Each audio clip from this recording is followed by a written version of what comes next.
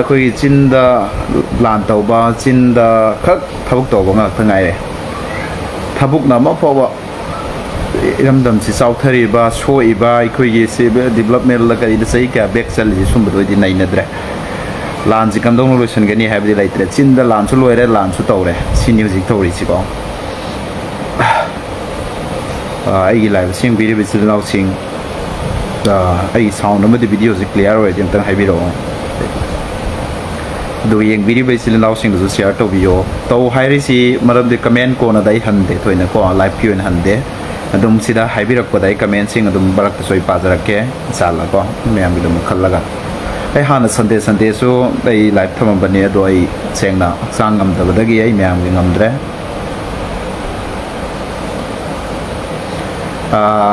ꯌꯥꯝꯅ ꯖꯦꯅꯨꯏꯟ ꯑꯣꯏꯗꯕ ꯑꯗꯨꯒ ꯃꯤꯉꯣꯟꯗ ꯑꯦꯅꯤ ꯂꯨꯞ ꯑꯣꯏꯁꯅꯨ ꯃꯣꯏꯅ ꯍꯥꯏꯕꯗꯣ ꯍꯥꯏꯖꯁꯅꯨ ꯌꯥꯝꯅ ꯍꯦꯟꯖꯟꯕ ꯀꯩꯗꯧꯕ ꯀꯦꯀꯦꯜ ꯑꯣꯏꯁꯅꯨ ꯑꯃ ꯑꯣꯏꯁꯅꯨꯀꯣ ꯑꯗꯣ ꯊꯝꯗꯧꯁꯤ ꯀꯦꯀꯦꯜꯒꯤ ꯃꯊꯛꯇ ꯋꯥꯐꯝ ꯈꯔ ꯊꯝꯒꯅꯤ ꯑꯩ ꯑꯃꯨꯛꯇ ꯉꯥꯡꯗꯕꯅꯤ ꯑꯗꯨꯕꯨ ꯉꯥꯡꯗ ꯌꯥꯔꯔꯣꯏ ꯃꯃꯥꯡꯗ ꯈꯔ ꯈꯛꯇꯤ ꯄꯜꯂꯦ ꯑꯗꯨ ꯄꯜꯂꯤꯗꯨꯅ ꯑꯩꯈꯣꯏꯒꯤ ꯄꯥꯡꯒꯜꯁꯤ ꯏꯟꯗꯤꯖꯤꯅꯁꯅꯤ ꯅꯠꯇꯦꯅ ꯍꯦꯛ ꯉꯂꯛ ꯃꯂꯛ ꯍꯥꯏꯕ ꯍꯧꯃꯤꯒꯨꯝꯕ ꯀꯦꯀꯦꯜꯒꯨꯝꯕꯁꯦ ꯑꯗꯨꯝ ꯍꯥꯏꯕ ꯍꯧꯃꯤ ꯂꯨꯞꯀꯨꯝꯕ ꯁꯨꯝꯕꯁꯦ ꯍꯥꯏꯕꯁꯤ ꯃꯁꯤ ꯁꯦꯡꯅ ꯅꯨꯡꯉꯥꯏꯇꯦ ꯑꯗꯣ ꯑꯗꯨꯝꯕꯁꯤꯡꯗꯣ ꯐꯥꯈꯤꯕꯁꯨ ꯃꯌꯥꯝ ꯌꯥꯎꯔꯦꯀꯣ ꯍꯧꯖꯤꯛ ꯅꯧꯅ ꯚꯤꯗꯤꯑꯣ ꯚꯥꯏꯔꯦꯜ ꯑꯣꯏꯔꯤꯕ ꯁꯤꯒꯤ ꯃꯇꯥꯡꯗ ꯑꯩ ꯊꯝꯒꯦ ꯃꯤꯁꯤ 3 ꯁꯨꯔꯦ ꯍꯧꯖꯤꯛ ꯂꯥꯏꯚꯁꯤ ꯖꯣꯏꯟ ꯇꯧꯔꯤꯁꯦ ꯈꯔ ꯌꯥꯝ ꯄꯤꯁꯅꯨ ꯑꯗꯨꯒ ꯑꯩ ꯇꯧꯔꯛꯀꯦ ꯃꯌꯥꯝꯗ ꯄꯨꯟꯅ ꯇꯥꯃꯤꯟꯅꯁꯤꯀꯣ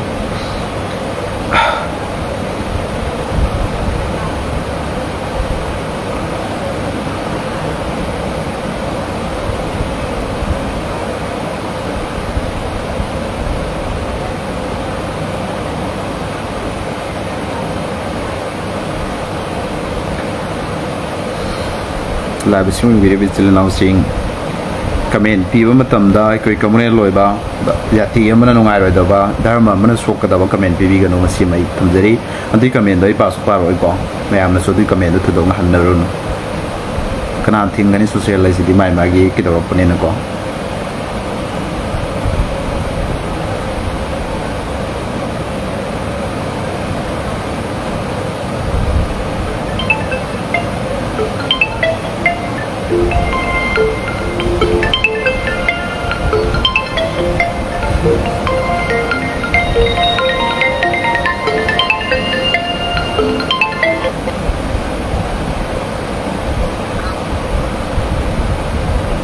ꯍꯜꯂꯣ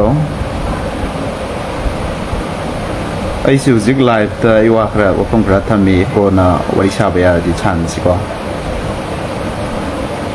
ꯐꯦꯁꯕꯨꯛꯇ ꯍꯣꯔꯦꯟ ꯄꯨꯡ 9 ꯑꯗꯨꯋꯥꯏ ꯇꯧꯕꯤꯔꯛꯑꯣ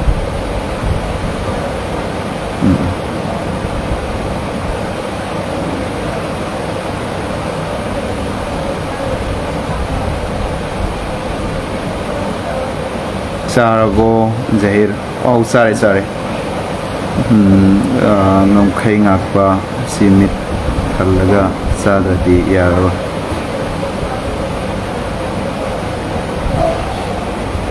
ꯌꯥꯔꯦ ꯃꯌꯥꯝꯁꯨ ꯌꯥꯝꯕ ꯌꯥꯝꯗꯕ ꯊꯤꯗꯅ ꯑꯗꯨꯝ ꯍꯧꯔꯁꯤ ꯐꯣꯟꯁꯤꯁꯨ ꯑꯩ ꯂꯥꯏꯚ ꯊꯥꯔꯤꯉꯩꯗ ꯏꯆꯤꯜ ꯏꯅꯥꯎꯁꯤ ꯌꯦꯡꯕꯤꯔꯒꯗꯤ ꯐꯣन तौसनबिरक्कनो मरमदि लाइव थारिगे डिस्टर्ब ओय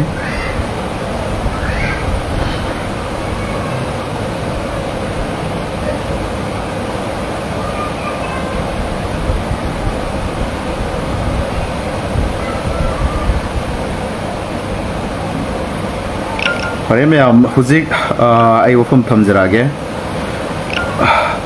हौजिक लेसी मणिपुर जी मई नि चाइ जी कोई मणिपुर जी इंगे ने खनबे वानी को करी मिस प्यार लागे इंगे है जी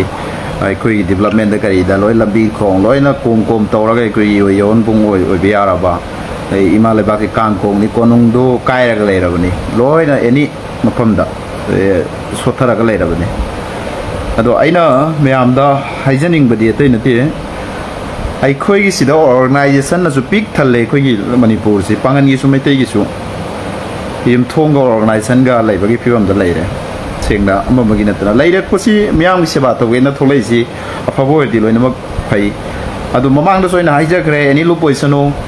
मागी कम्युनिटीज का याना बसतपा मणिपुर दि जाति कुंथ्रा मरी मंगा लेबनेना कम्युनिटीज अमखक की याना बसतपदि मदो नुंगाइजरोय नै थमजगे aduna loinamak lairiba thangnariba adai lambi loinamak si koi lainaribine na all communities sina yanaba chatpa mathau ama tai masi ai mamang da so haijagrabne ado KKL hariba si matang da makhoi lupsi mamang dai su am communal hui ado khoi moi ma mana de mana ba ya organization su natte maming su tha de koina marama mata ado but miyam da youth sing da public ki sentiment da ato pa communities da yamna akhoi thamoi sokpa wafam thamak bazidi masi khang ngamde maram kari gi noi ka da ama magi natana masidai kenom haige mahoina palli do yam hak sin ba yamna akhoi gi pangal sing si yamna akhoi pangan sing si gi yam sithaba me yauri aduga improve kan ba igi pal ngak pa haiba masu yauri adui matang dai phazan clear san tor ki ko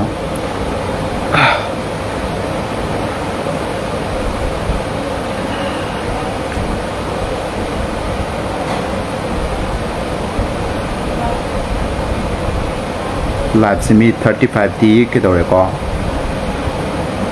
khara 50 100 kumba yo ki sona do ai sun thamake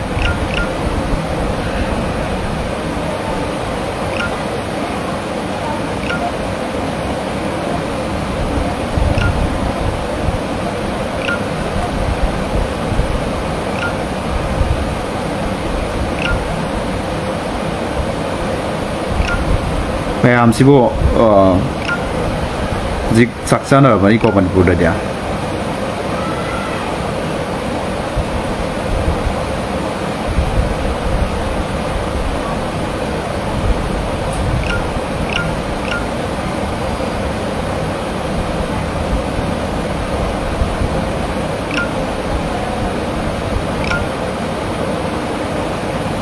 ko yo yo bung mo yo bia okay ma'am ai hauzirage KKLC mafam khudingmakta akhoi gi maitai lipun gumba KKL gumba se akhoi gi communal gi pit yam khonge oibadi yaroi da basan no su yaroi da ba ado makhoi si last di akhoi gi kana gumba na maitai si naw sing si indigenous na te kainan halwai kari da hai ki bai theng nei adugumba hairi badu da onsanaraga khumbadi ngamdraga marol ani suna su lonja da ba pangal maitai ningol masani ena manipur da ningthau sagai piraga aikhoi gi leira aba pangal maitai pangal sigi sida tawbanga mi haibagi mata gum nga haithi bi ba ngangbi ba saibi ba badanam pi ba si ado kemate maitai lipul ga KKL siga maitai promote haiben pa do ga si sing promote di panmo paning dre madu aikhoi maitai silinau dai suma bu ya da ba am theng nei ui ado KKL sida akhoi gi put akhoi gi social media sida adragi social da yamna akhoi gi kedo bo me yauri igi pal ngak pa hari ji hai ke no ma thamjara ke si matang da si gi matek si ko igi pal ngak pa hari ji KKL gi silinau sing dai ke no ma haija ge ba manipur da maitai lon ba manipuri language lon ba si lon sinatra de ato pa ma pho leijadra ba si maitai ga amadi pangal ga nata ba da kana leige ba KKL da si mai question tawjari maitai lon manipuri gi maitai lon pure lon ba si maitai pangal amadi maitai nata ba da karam ba jati lo lige ba ato pas loli moi maron tongan ba lei language manaba dharma dudi dharma di prithvi da maitai da su christian jat pam lai ri thingba ngam muslim mosala ko sunga muslim na maitai on thokip se ko thingba ngam madudi sidi democracy ni here is democracy land sida ko kanam kan to ya noi dharma dudi magi ne do aina to nain phangani nang to nang phangani ado ain thingba ngam maitai da ko da su ko khun da mam pangalola lei ado ko thin noi na thingba sunga noi phab sunga moi right to religion fundamental right ta nang ya pa religion chat pe ya india gi sangvidhan na pi ri mi si ikoi si law lai ba mi lenga se ikoi gi country si democracy country ni aduna nasai gi i pan ngak pa haiba sida aikoi gi KKL na ngangba da ai keno ma yam yaning da bam yawe ba maitai mutpada ri pangan moladi maitai gi hek mathang da nakhoi gi matau tamjari ba language to manari ba dudagi sakcha fen laiminari ba aikhoi gi punmin nari ba yumthang nari ba maitai khara lai pangan khara lai sumaina lai ri ba valley area da khunda ba sing area da nataba ꯑꯩꯈꯣꯏꯒꯤ valley ꯑꯦꯔꯤꯌꯥꯗ ꯄꯨꯟꯅ ꯆꯥꯛꯇꯥꯃꯤꯟꯅꯔꯤꯕ ꯄꯥꯡꯒꯜꯁꯤꯡꯁꯤ ꯁꯤꯗꯤ ꯃꯥꯡꯉꯛꯄꯗ ꯅꯣꯏ ꯁꯣꯛꯑꯣꯏꯗ꯭ꯔꯕ ngasi na khoi ga khoi ga punna laiba da phoba topa jati na topa communities na attack to bada kai su to ba ngam da lairiba sida pangan mang bada di kari ha oigani noi na niyom da sum na ngang ba language do manipuri hai oba manipuri mang bada hai oba manipuri jati mang bada hai oba adoi di thamoi sau thoke ba jati pum no magi noi tu khai ta bai phiwa ngam da tare ba na khoi di major community ne ba na khoi gi ati pan ba gi mathau su ta de ba manung da nakhoi gi najati gi khoi gi dharma gi lining gi maitai silinaw gi channa bi do madu sembi yo tambi yo takbi yo cha su sing da madu gi do khoi kaisu khoi nu thil loi manipuri kandaba ya de manipuri na chalo ba do ra ga di malai ba tu khang khong cha nakhoi gum ba khara sina ne ba manipur si kang khong cha li ji thugai ri si divide sin nakhoi na ne ba taw ri si divide and rule ji atop pa dai khoi maming paning de atop communities adu da blame to we aro ba kari maram gi noba maitai na aikhoi gi maitai khak kanba maitai khak kan bai si phare ba leiba tu da maitai khak lai boira di phare ba atopa sing sin ke dawra su manipur kan ba hai se ba manipur gi yelhomi kan ba hai se ba imal lo liba manipuri maitai lo liba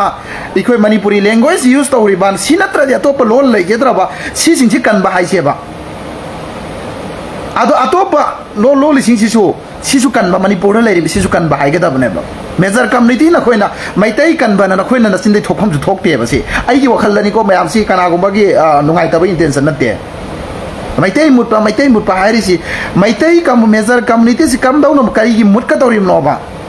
maram kari gi no hai ba na khoi ma sel hanam tang ma na ko ba leader su mana dra ba praja su mana dra ba cs su mana dra ba karam maina no na khoina manipur pun ba manipur ngam khai nga ka torim mer ji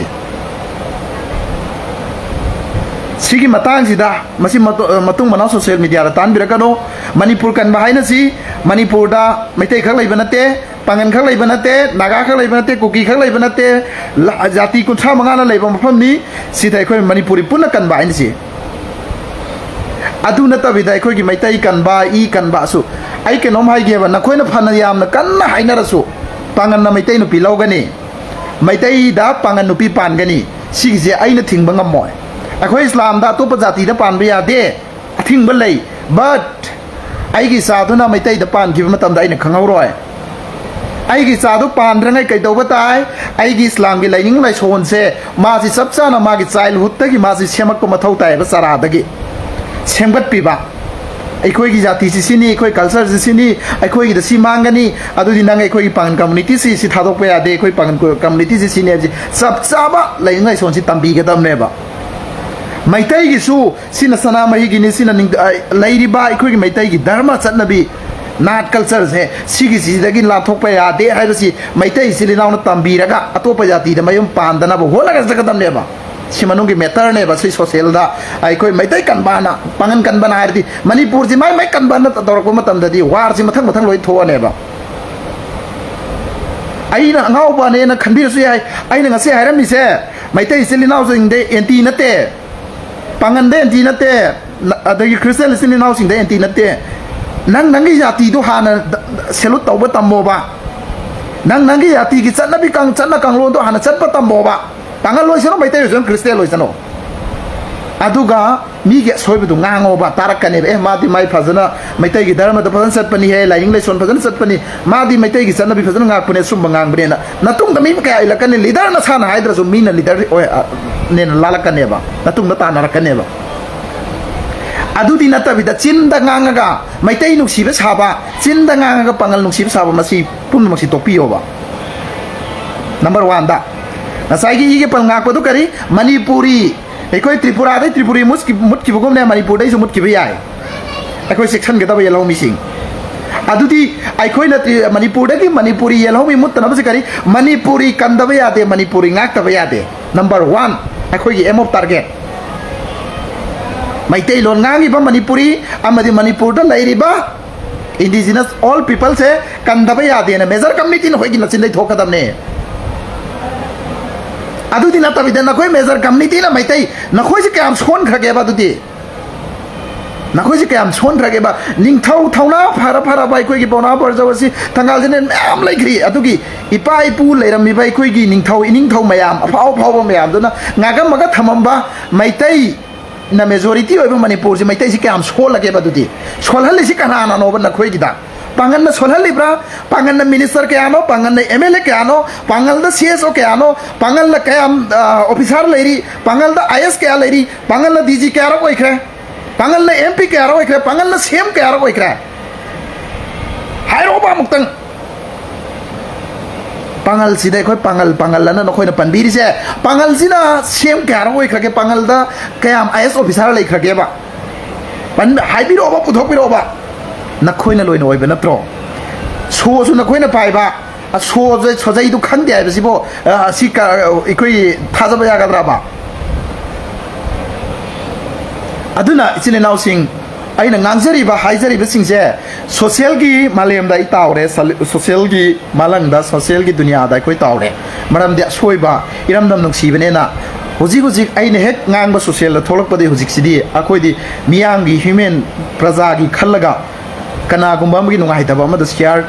सरुक यानिंगे अमदि अदुम्बा फत्तबा दुबु फत्तबने अफबदो अफबने हाइनिंगे हाइसु हाइकिनी लाउसु लाउकिनी गांसु गांगिनी अदुना सिसेम यानरसि चिरि नाउसिंग मैतैना मैतै कनबा हाइबसे मसुबाय हाइबिरकनो नखोय मेजर कम्युनिटी नि नखोय मपांगन कन्ना लाइकेदमि लाइतिबे मरम नखोय थियो नखोय द एवरीथिंग लाइरिबनि नखोय द पॉलिटिकल लाइरिबनि एवरी ऑल नखोय द लोइना लाइरिबनि नखोय रकता मिमांगदा इकायु नमाइदो नंगी जाति दुना क्रिश्चियन दो लेबा मुस्लिम दो लेबा अतोप जाति दा मयांग द मयु पालाइदो अदुना खोय मनुंग द नै नबियोबा मदु करिगिनो हाबसी ना खोय नाम तंग फजना अदुगी दो अखोयगी study तौबिरगा मदुगी सिंदो अखोयगी advice तौबिरगा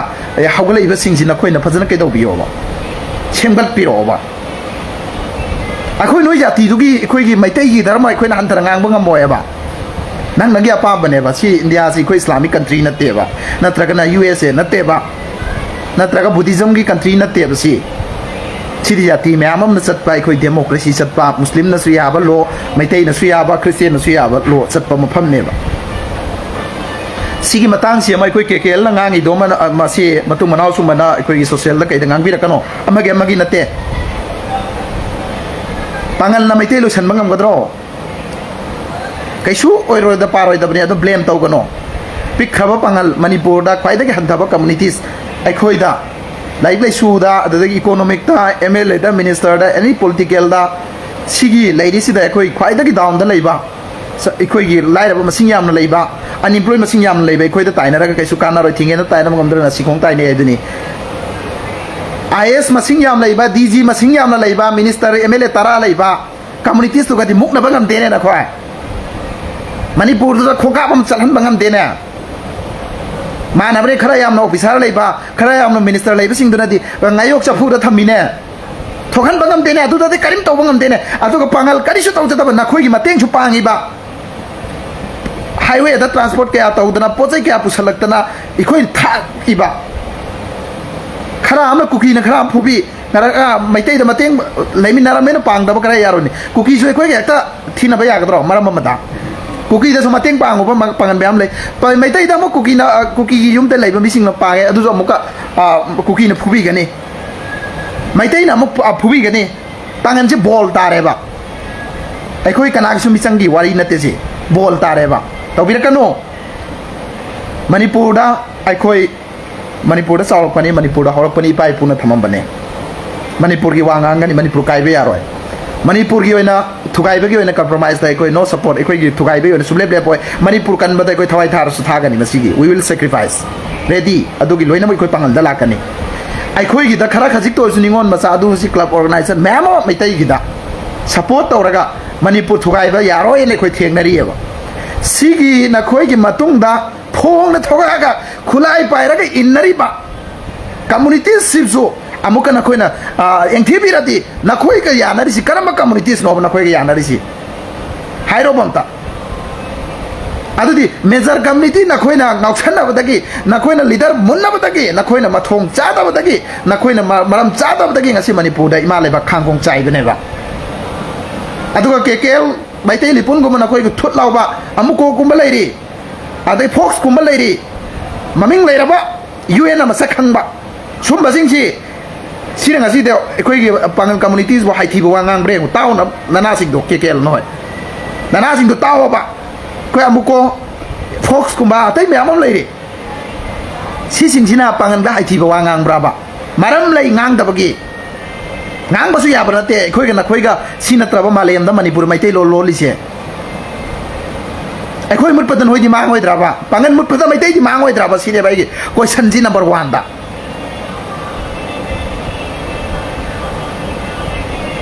aduga number 2 da ngasai file khara puthora ga kekel gi mioi duna hairi ne pokso ji khoi pangal macha jing na mai te sajal laga atop atop jati ni sumai tau ne pokso ji bo noi na pa na pu na pokso ji bo ai khoi pangan khakta na tau hai bra ba ha atop community sun tau hai bra ba pokso ki case ti machan nupi ijan manghal la me macha nupi de yu tha ga ijan manghal la me machan nupi do angang yo hal la me machan nupi do hato me macha nupi do sumai na rep to me ji na khoi gi do thok ta bra ba matai ma do sumai to me noi da pokso ji thok ta bra ba ha amta ghumo ba ai khoi da de bilkul haram ne do to ya de do pa ai han so hai gre dana pangan na mai tai gi ming chara ga pangan no pa na koi ba to ba si sumba si to bi ga no ma si phat ta bani nang si hing ne nang si ai khoi gi atop ka communities to all bani nang si khoi islam dharma da sing dra bani adum ba sing do to bi ga no ma do dai khoi phak phat ta tholak pai khoi ama pho ba do accept to roi support to roi ne khoi di lau thoi ba ngarang na han sup kai da gi sangai pham da gi sahi ahum tan thoi ma मैम फाखे ममांग मई थाग तोप नतन खुद ताथोना नई press लो थोप्राब मैते इनागी मेरा पाई इमा इबेन मैम मई थाएब उब अखोई मैते पोच मैम फाब पोक्सोसीबो केकेल नखोना कन्फर्म सारगा अखोगे पोक्सोसी अखोई पांगल अतोप कम्युनिटी पांगल खतना पोक्सो तौबगी मौंग गांगबा सिगी पोक्सोसी रेप केसी कयाम कनादा लेरिमो करम कम्युनिटी से लेरिमो कोर्ट चले एंबी ओबा हाना report theory ओबा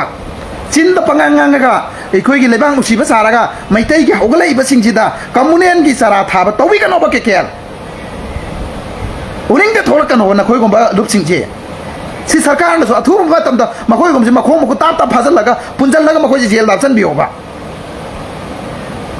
lairi ba manipur gi national na international na khangba organization mai tai gi sile naw sing sing ngang bre yang oba na chin sing do lal ho ba do so am lairi pangan bo yang khible bre yang oba lal ho bam ta na himalay ba ki ne na ahing nong thin tum da na timha ka khoi da lairi ba lal ho ba sahi ke agi bo no sile ikoi gi lairi ba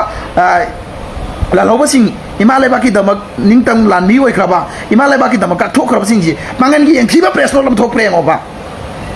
mai tai lipul gumba KKL gumba chakat taurisi nakhoi kari pa me moba nakhoi khakta manipur si le hora gera bai khoi loina hatu gera ba noina hat ker ga halo ba namadi pokso si bai khoi pangan khakta na tawbagi mong da ai rep ke si noi gi mai tai no ne jamba si mai tai pale na ina saugono enbio matuki du da aina haining isidi masugum ma am si putho ga khoi phatok na drop pa mi si no khoi na थोई सी खोई की करम थोक रगे बा मचा नुपी के दौरा में आदरगी मते करम मफम दा नखोई की दा नखोई तौबुदुसु सोशल दा लोसन रेसु लोसन दे लोइन फ्लैक्स तो बंगक्तनी अदु पोक्सो गजी खोई की पंगल दा यामना के दोबगी टाइप ता मदु मैंने खोई दा संबी रकनो मसु रेकॉर्ड लोइन खंगबंगक्तनी इरमदम लोइन हिंगमिनारकपनी चौमिनारकपनी हुजी मतम याम चौखलाबनी तौगनो अना हाइजरी मैत इचलिनाव कम्युनल सागटपगी वासु नते सेंगना केकेलगुंबा मैत लिपुलगुंबा से मैत इचलिनाव के अखंगाई ओजा गुरु सिंह फाजनबियो पुनसिनबियो मखोजी वारकबियो अतेमबियो नत्रबदी लेबाक्सी खांखोंग चायरगा दुम लैखिगनी नखोइगी नतुंग दे इंजरिबा थोंगना लाम मतेंग पांगिबा पांगल सिबो नखोइना नुंसिबा ngamdrabadi मालेम सिगी इतिहासता पृथ्वी मिपुं खुदिमक्सिना खंगबो मतमदा नखोइदि इकाई फिरु खुमकनी नोंग नत्र नोंग मसी काउबिगनो अखोइ पांगलनी मणिपुरदा लैबा मुस्लिम लाइनिंग चतबा इस्लाम धर्म दा अखोइ लाइनिंग चतबा पांगलनी मैतै निंगथौना सगै या पीरगा अखोइ लैखिबा लामदा अखोइ इरमदम सिंगाक मिनरकपदा इखेंग लगदा थवाई क्या कटखगा थेंगना मिनरकपा लेबाक ले मिनरकपा थौना लिंजेन मयाम दुदा pangal si ikoi gi adukki mati agriculture da kari da manipur da ikoi na puthoraki bani maduda ningthau na penbi duna sagai piraga ikoi bo tahalaki bani thamam bani aikoi na nakoi da mullaba leite laaba leite aikoi gi thawai na pontha kaya piraga ikoi gi I katlaga aikoi su lebak tu da lam lepa aga lerak pani masida nakoi na aikoi bo sum ngalap leite aikoi bo hing TV ba huran bam phare ekta aikoi gi karim ka thaina bi ba tawbu tawgano huran ba support tawbai wan te meitai de su mayam phari number 4 cha ba su meitai de su lai pangan da su lai yu thak pa su lai gaja thak pa su lai number 4 kar ba tawbu su meitai de su lai pangan da su lai all communities da lai masi gi si aikoi masi masing to moduna saw buduna IBC kana gumana aikoi gi khabar da hapa matamda muslim nupi ama number 4 ga phare madum badu tawbirakano mamang da su haijakre tombaduna sawduna ji maitai nupi ama phare adi noi nungai gadra ba adana manipur thugai si last hour da aina ijaning badi maitai silinaw na nena hairakani maramdi major community na khoi na goi si daure khoi kandaba yade ai khoi gi mising ma atop da loina wansan gi daure atop na loksan gi daure si na khoi pang da bayo khalni na khoi masen manabiyo na khoi na sumjo pairi bani na khoi the administration loina every all political CSO adadagi employee loina mak na khoi na masing yami bani na khoi na phajana section na khoi gi aikoi maitai silinaw da sotraiba adagi maitai silinaw na mayang da mayam palaiba ade atop pangal da palaiba do aduna khoi phajana advice tawbiraga study phajana tawbiraga inklaiba generation sing duda phajana tambiraga na khoi gi lining lai sol not and culture ro phajana tambiraga makhoi bo semgat piyo adugu na khoi gi ati chakhana bo na biyo na khoi gi ati gi soiba mayam da kupsan na ba atop jati da ke dawdi tawrakano kana amna Christian do olon hairge maitai de silinaw Christian loli sing jibo masam san on banatro pangan da palai si koi na namdana lawru bro masam sa ya na chele inatro mayam lai re koi kunda masing thingam dana lai si je koi na masam sa ya na lai inatro tau gano ngang biare hai biare na aduga KKL last oina haijari na khoi da lemin na bai koi kana su hundok na ba ya banate ngalang malak ki da aikoi youth singi sentiment kaiba ahlaman singi sentiment kaiba malamdam si uji khang khong chairaga leirimi pyar leirimi mapam pi pan banate aduna yam munna khala khala ga wangang bi social da ngang bada ai ngasi phogwa maitai chilinaw da communal gi oiba natraga na maitai pallaga ngang ba yaw da bani maram kari gi na ai kanda madu ngang ba su yade maitai amna soraga maitai loinamak saibe yaroi panga lup ta ma saibe du di lup tu di marala di mi hala di sai tamni madu maitai de saibe nate lup tu da saibe ne lup tu da sumba tawbiyo na aduna aikoi KKL gi silinaw sing maitai lipun na khoi khara gyan tabiyo manipur si mai chai mi hene na mai achak ko mai da gi hai ge khan gano na khoi na kawbiroi da ba ma pangal mang ba su maitai yawe ai ba siam kawbi gano masi je noi lung da larik iraga thamgera tamoro masi hayeng na khoi tungda aina hari ba se masi asum bani aran bani sinoi khangkani hujik so dum gyanta mi di khangbiram gani Tripura da gi Tripuri mut khibugum Manipur da su Manipuri maitai lon ngam mulakani kuiroi ma ma haudradi aduna nakhoi major community na maitai kanba maitai I kanba haibase masi pang da bayo famni nakhoi na loina mak power nakhoi gi khutta leiribani maduna nakhoi manungda dum tawbiyo chokhalan biyo maitai gi leiram bi bai pai pu gi khoi gi leibiri bi silinaw gi maitai gi hana da gi leiriba missing census to dum kaidana hingatna ba amadi leiminna ba hana gi sang dura leina ba gi khoi hona biyo kari sukai te maduda khoi khutsu tinjal loi madu khoi thausu natte aduga pangal da badnam tawba pangal da blame tawba sema to piro please pangal da ikoi blame tawba ngarak leite kak kak thin ba sema si to piro please ikoi khang da ware pangal singchi ngasi ai gi phol se kai gi tawi KKL gi video si share tawjalakpa iyamba oza inaw isanupa KKL la moina sumane khoi da tawrisi sibu kari gi nona UMPC na haire iduda maitai khakinatte pangandagi su yauriba communal gi oiba wa ngangba sugum ba lupsing gi phagat piu sumasi engbiu haibane akhoi panganda su pangal khaki wa nganga maitai bo haithi ba ngangak pa lupto madu na khoina muk complain tawra phagat a lo gi oiba process taw hallo akhoi kari su hairoeba UMPC na hairi iba potu da kari ya soibi yaurage ba na khoina ngangba du gi natra na khoina tawdu natra ba nasin na thokna amaka su hairi eba pokso gi na pokso gi na mai da natin je ikoni tholai bak tin sigal na mai tai du gumane ba ꯄꯣꯛꯁꯣꯒꯤ ꯀꯦꯁꯁꯤ ꯀꯌꯥꯝ ꯃꯩꯇꯩ ꯏꯆꯤꯜ ꯏꯅꯥꯎꯗ ꯂꯩꯒꯦ ꯑꯝꯇꯪ record ꯊꯤꯕꯤꯌꯣꯕ ꯑꯝꯇꯪ ꯊꯤꯕꯤꯌꯣꯕ ꯀ꯭ꯔꯥꯏꯝꯁꯦ ꯑꯗꯨꯒ ꯁꯣꯁꯤꯌꯦꯜꯒꯤ ꯍꯤꯁꯇ꯭ꯔꯤꯁꯤ ꯅꯩꯅꯕꯤꯌꯣꯕ ꯃꯆꯟ ꯅꯨꯄꯤꯗ ꯃꯆꯥ ꯅꯨꯄꯤꯗ ꯃꯇꯩꯃꯗ ꯀꯌꯥꯝ ꯊꯣꯛꯀꯦꯕ ꯀ꯭ꯔꯥꯏꯝꯁꯤ ꯑꯝꯇ ꯃꯌꯥꯝ ꯑꯇꯣꯞꯄ ꯀꯝꯃꯨꯅꯤꯇꯤꯁꯨ ꯌꯦꯡꯉꯦ ꯑꯩꯒꯤ ꯂꯥꯏꯐꯁꯤꯗ ꯍꯥꯏꯕꯤꯌꯣꯕ ꯃꯌꯥꯝꯅꯁꯨ ꯀꯃꯦꯟꯗ ꯆꯨꯝꯃꯤ ꯂꯥꯜꯂꯦꯗꯣ ꯀꯅꯥꯅ ꯍꯦꯟꯅ ꯊꯣꯛꯀꯦꯕ ꯑꯗꯨ ꯅꯈꯣꯏꯒꯤ ꯌꯥꯇꯤꯗ ꯑꯩꯈꯣꯏꯒꯤ ꯃꯩꯇꯩ ꯏꯆꯤꯜ ꯏꯅꯥꯎꯒꯤꯗ ꯅꯈꯣꯏ ꯀꯟꯇ꯭ꯔꯣꯜ ꯇꯧꯕꯤꯌꯣꯕ ꯑꯗꯨꯝꯕꯗꯣ ꯍꯥꯟꯅ ꯊꯤꯡꯕꯤꯌꯣꯕ ꯄꯥꯡꯒꯜꯗꯁꯨ ꯑꯩꯅ ꯍꯥꯏꯖꯔꯤ ꯃꯩꯇꯩ ꯃꯤꯒꯤ ꯃꯤꯡ ꯁꯥꯔꯒ ꯃꯩꯇꯩ ꯅꯨꯄꯤ ꯀꯣꯏꯒꯦ ꯈꯜꯂꯤꯕ ꯄꯥꯡꯒꯜ ꯅꯪ ꯃꯨꯁꯂꯤꯝ ꯑꯣꯏꯗ꯭ꯔꯕꯅꯦ ꯑꯃꯗꯤ ꯃꯗꯨꯗ ꯐꯐꯠꯇ ꯊꯣꯛꯂꯛꯄ ꯗꯥꯏꯇ ꯑꯩꯈꯣꯏ ꯁꯞꯄꯣꯔꯠ ꯇꯧꯔꯣꯏꯕ ꯄ꯭ꯔꯨꯐ ꯏꯕꯤꯗꯦꯟꯁ ꯆꯥꯅ ꯃꯤꯅ ꯋꯥꯔꯛ ꯋꯥꯇꯦꯝꯕ ꯇꯧꯔꯛꯄꯗ ꯑꯩꯈꯣꯏ ꯃꯗꯨꯒꯤ ꯑꯩꯈꯣꯏ ꯁꯞꯄꯣꯔꯠ ꯇꯧꯔꯣꯏꯕ ꯃꯗꯨ ꯑꯥꯏꯟꯒꯤ ꯑꯣꯏꯕ ꯂꯣꯒꯤ ꯑꯣꯏꯕ ꯆꯞ ꯆꯥꯕ ꯄꯦꯟꯈꯤꯕꯗ ꯑꯩꯈꯣꯏ ꯁꯞꯄꯣꯔꯠ ꯇꯧꯔꯣꯏ ꯐꯨꯜ ꯁꯞꯄꯣꯔꯠ ꯇꯧꯒꯅꯦꯕ ꯃꯩꯇꯩ ꯏꯆꯤꯜ ꯏꯅꯥꯎꯒꯤ ꯋꯥꯔꯅꯤꯡꯅꯤ ꯁꯤ ꯄꯥꯡꯒꯜ ꯏꯆꯤꯜ ꯏꯅꯥꯎꯗꯁꯨ ꯇꯧꯕꯤꯒꯅꯣꯕ ꯁꯤ ꯃꯤꯅ ꯍꯪꯉꯛꯏꯁꯦ ꯑꯩꯈꯣꯏꯗꯒꯤ ꯃꯩꯇꯩ ꯁꯥꯔꯒ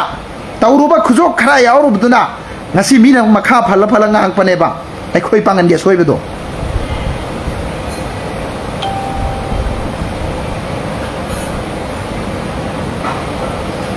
ꯑꯗꯨꯅ ꯑꯩꯈꯣꯏꯒꯤ ꯑꯁꯣꯏꯕ ꯈꯔ ꯂꯩꯕꯗꯣ ꯑꯗꯨꯅ ꯃꯤꯅ ꯇꯁ ꯇꯧꯔꯒ ꯃꯤꯅ ꯔꯦꯀꯣꯔꯠ ꯁꯦꯝꯕ ꯉꯥꯡꯉꯛꯄꯅꯦꯕ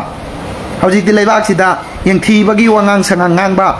ꯁꯣꯁꯤꯌꯦꯜꯁꯤ ꯃꯤ ꯈꯨꯗꯤꯡꯃꯛꯀꯤ ꯄꯥꯏꯔꯕꯅꯤꯅ ꯉꯥꯡꯅꯤꯡꯕ ꯉꯥꯡꯉꯕꯅꯤꯅ ꯏꯁꯥꯅ ꯆꯦꯛꯁꯤꯟꯅ ꯆꯠꯁꯦꯕ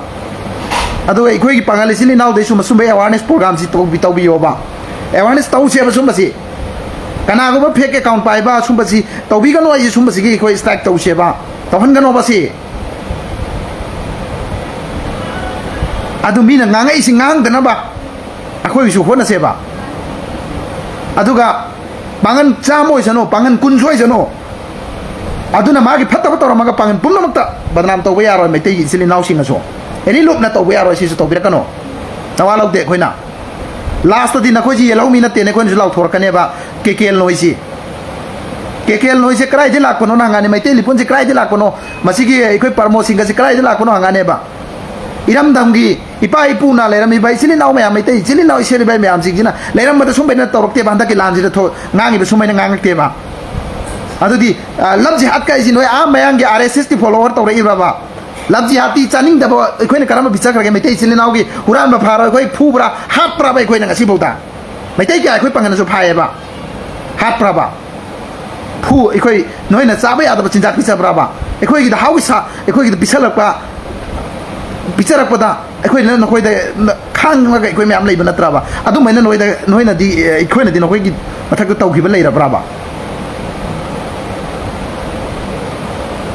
ꯇꯧꯒꯅꯨ ꯂꯩꯃꯤꯟꯅꯔꯤꯕ ꯌꯥꯇꯤ 134 ꯄꯨꯟꯅ ꯁꯤꯅ ꯌꯥꯅꯕ ꯀꯨꯀꯤꯅꯁꯨ ꯅꯥꯒꯥꯅꯁꯨ ꯀꯨꯀꯤ ꯄꯨꯝꯅꯃꯛ ꯐꯠꯇꯦ ꯍꯥꯏꯕꯁꯨ ꯌꯥꯔꯣꯏ naga pumnam phate abjaro pangal pumnam phate abjaro meitai pumnam phate abjaro kuki na lam sigi makoina separate administration library never ever adudi never ekoi solution yaroi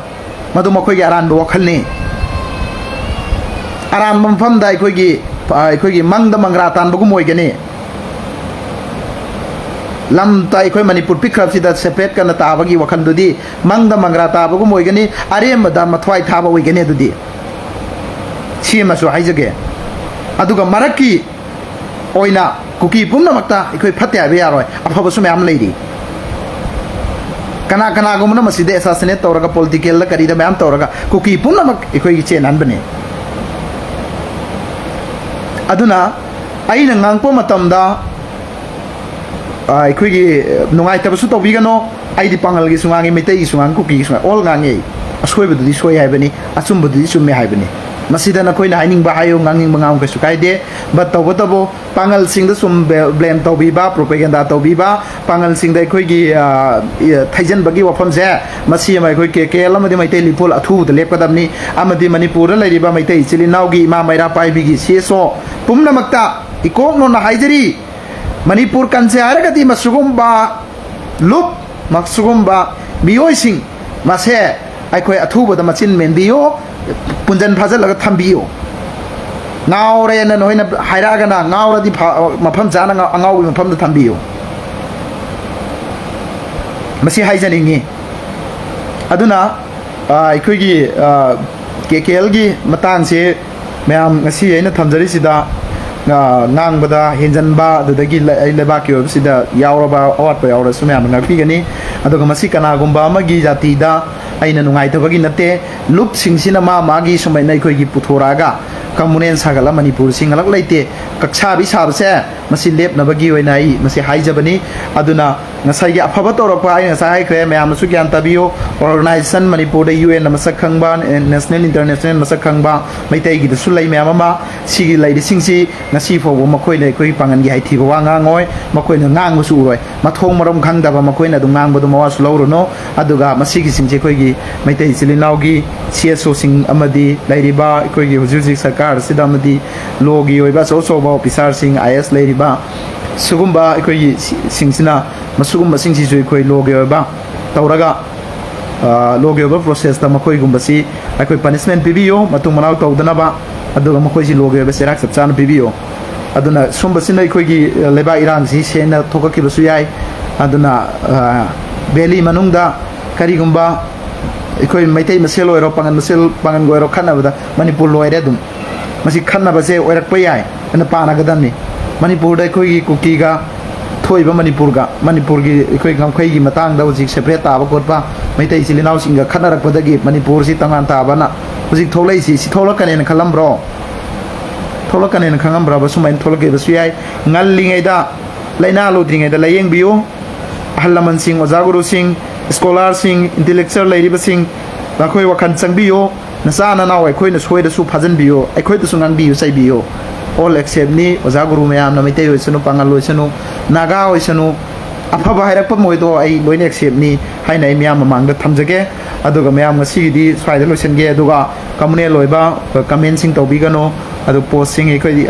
ꯇꯧꯕꯤꯒꯅꯨ ꯏꯆꯤꯜ ꯏꯅꯥꯎꯁꯤꯡꯗ ꯑꯗꯨꯒ ꯍꯝꯕꯜ ꯑꯣꯏꯅ ꯑꯩꯒꯤ ꯄꯥꯡꯒꯜ ꯏꯆꯤꯜ ꯏꯅꯥꯎꯗ ꯍꯥꯏꯖꯔꯤ ꯃꯩꯇꯩ ꯁꯥꯔꯒ ꯄꯥꯡꯒꯜ ꯃꯩꯇꯩ ꯅꯨꯄꯤ ꯀꯣꯏꯕꯒꯤ ꯆꯠꯅꯕꯤ ꯃꯤꯅ ꯋꯥꯖꯥꯎ ꯉꯥꯡꯕꯁꯤ ꯃꯁꯤ ꯇꯣꯛꯄꯤꯌꯨ ꯅꯥꯔꯤꯜ ꯂꯩꯔꯒ ꯁꯦꯡꯅ ꯄꯥꯡꯒꯜꯅꯤ ꯍꯥꯏꯔꯒ ꯀꯣꯏꯌꯨ ꯌꯥꯔꯛꯄꯗ ꯂꯧꯔꯛꯎ ꯑꯗꯨꯗ ꯂꯥꯛꯄ ꯂꯨꯞ ꯑꯣꯏꯁꯅꯨ ꯄꯨꯂꯤꯁ ꯑꯣꯏꯁꯅꯨ ꯑꯩꯈꯣꯏ ꯑꯗꯨꯒꯤ ꯂꯦꯞꯄꯛꯀꯦ ꯃꯁꯥꯅ ꯌꯥꯔꯕ ꯅꯪ ꯄꯥꯡꯒꯟꯅꯦꯅ ꯍꯥꯏꯕꯁꯤꯗ ꯅꯪꯅ ꯌꯥꯅꯔꯒ ꯀꯣꯏꯅꯔꯒ ꯆꯦꯜꯂꯛꯑꯕ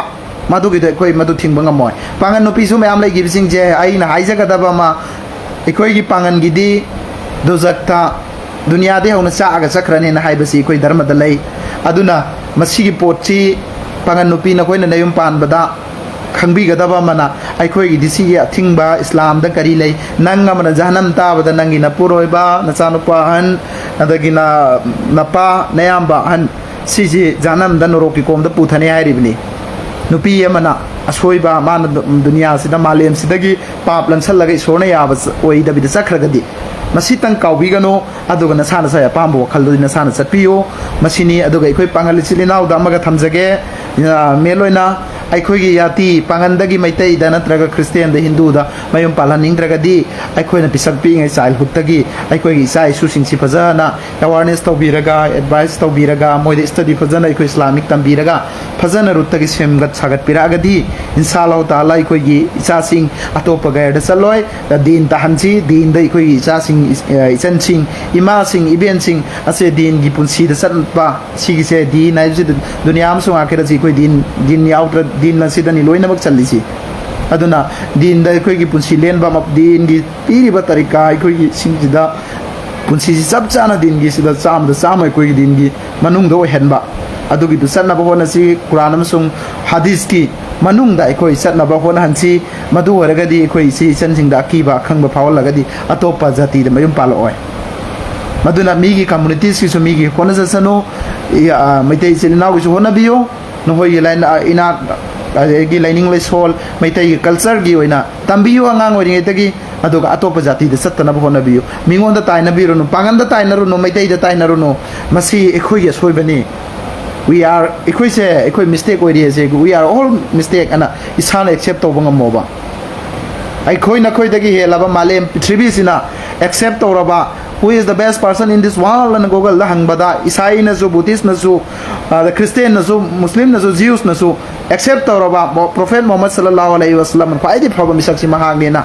adu phawba I am not perfect person hairamimi Allah gi nabi do adu phawba ai gunagar ni ai Allah da adu phawba ma prayer tawramimi masana perfect ne aram banate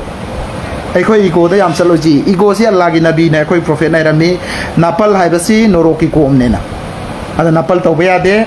अदुना नपल तौदबिद अखोई अल्लाह अमसुंग रसूलना कुरान अमसुंग हदीसना हाइरिबसे मसिगे तरीका कुरान अमसुंग हदीस सिगी चप चाबिसि इसे चनसिंगसिदा अखोई खंगलगा तंबीरगा ताकपीरगा मखोइदा अदुगी दुनिया अखोई अदुगी पुंसी मरे अदु लेलगा अखोई लेहलगदी अथोपा जातिदा चटलोय हाइबसे मयामदा थमजगे आइना खंगदा हाइजदना हाइबा नते अखोइदा तंबीरको उलमासिंगना हाइबीबसिंगदो अखोई नॉलेज लौजलगा मयामदा शेयर तोबनी सोइखिबा लानखिबा यावसु मयाम ngapiगनी थैंक यू एवरीवन